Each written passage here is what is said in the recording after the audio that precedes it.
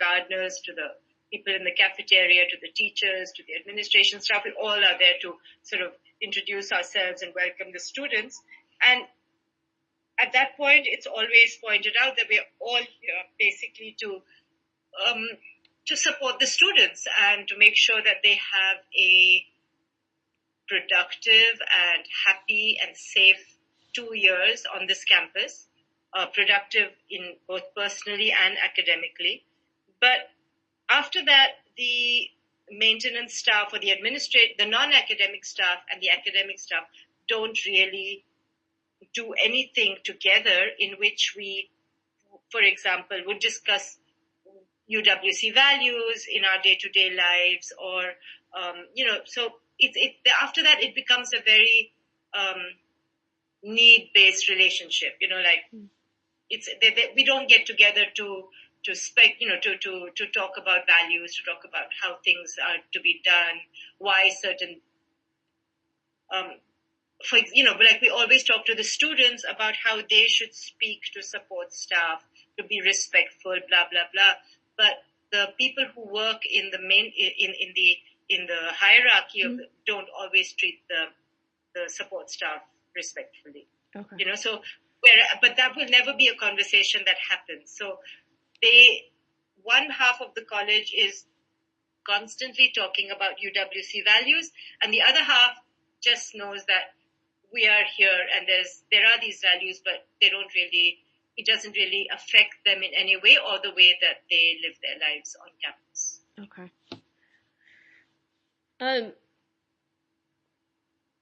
Let's see, which one of these do you want to go to next?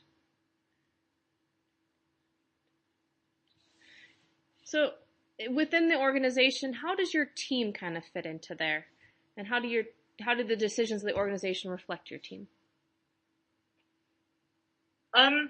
Well, it's a very clear structure that way. I mean, if you're talking about the Group 1 teachers, it's things. I mean, they have a regular head of groups meetings, which and then that comes down to us when we have the Group 1 meetings, and of course we have the faculty meetings, which is so in a sense it's very sort of hierarchical in its structure that way, not in its decision making necessarily, but perhaps that's the most efficient way for it to happen, so that everybody is not constantly stuck in. Yeah.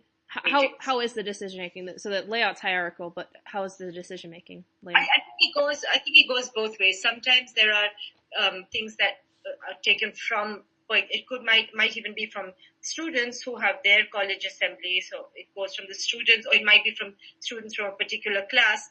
It comes to me as an English teacher and as a literature teacher, and I share it with the other teachers and the head of group, and then she would take it ahead. Or sometimes it comes the other way around. I would say this actually seems to function quite efficiently. Yeah. Can you give an example of a time that it did work well, like a specific situation?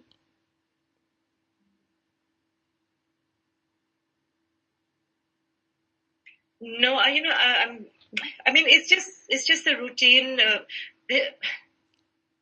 I think we kind of live fairly boring routine lives at the moment. I can't think of. No, okay. I'm sorry.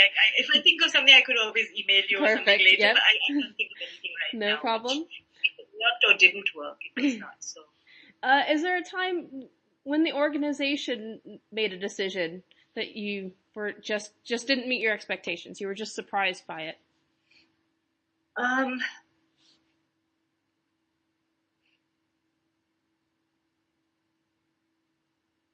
And this has to do with with the organization. It's nothing to do with my particular group, but it was a decision.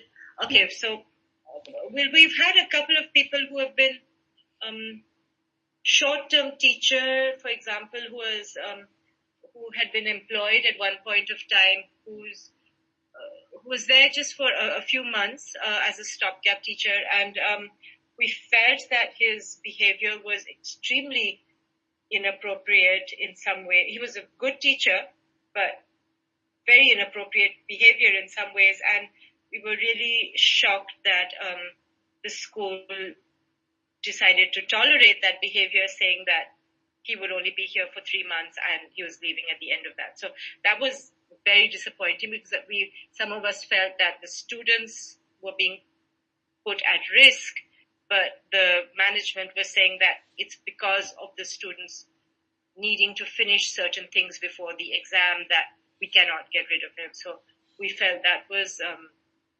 that was really something that was shocking to me as a teacher in this particular school. And the other thing, which surprised me at some point of time.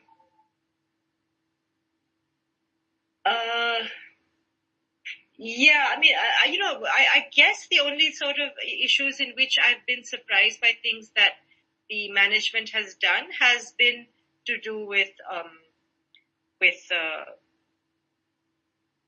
personnel, with hiring and firing, those kind of things.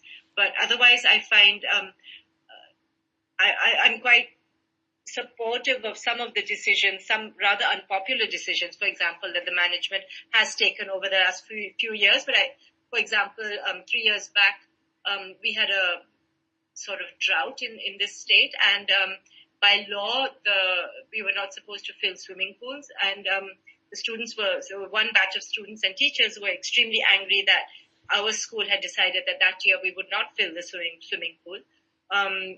And they were saying that, we're on top of this hill, nobody will know. And it was an extremely unpopular decision, but the management stuck by it. And I thought I was really proud of them for doing that. And we've recently also had this huge, we cleansed the entire campus of plastic bags and plastic. And again, it was, initially, but they've done it in a very supportive way. They're providing cloth bags. So in these kind of things, I think the management takes really good decisions.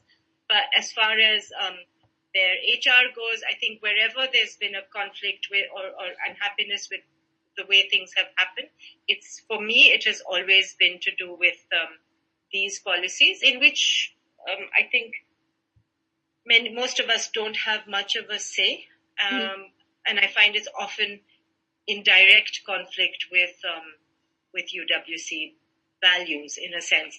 It could be whether it's to do with choosing a person of a particular ethnicity or a particular gender or particular age, or people who are seen to be asking too many questions, perhaps not being treated as, not being as transparent as we ought to be. So it's something that I'm not involved in, but it's something which has definitely affected me and upset me in the past, because you end up losing colleagues who are good friends, who decide not to come back. You give some examples of when they did meet your expectations. So the plastic bags and the swimming pool. What was your involvement in those decisions, or were you involved?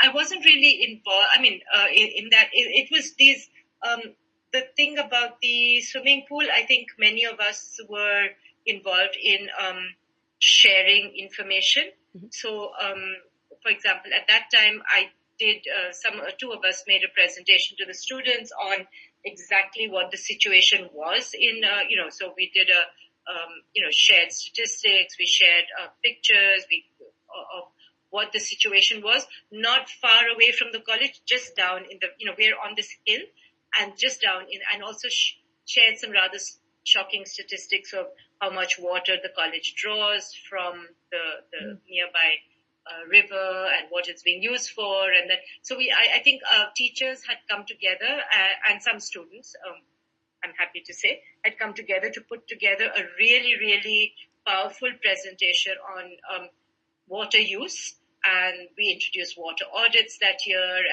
And it was a real team effort, getting students to use, to even do things like the Indian style bath with a bucket and a mug rather than a flowing shower twice a week, So it was a real, and the students were strongly involved in that. I would say the plastic campaign is almost entirely from the students. And it started from them measuring how much came into the college through the Amazon delivery system.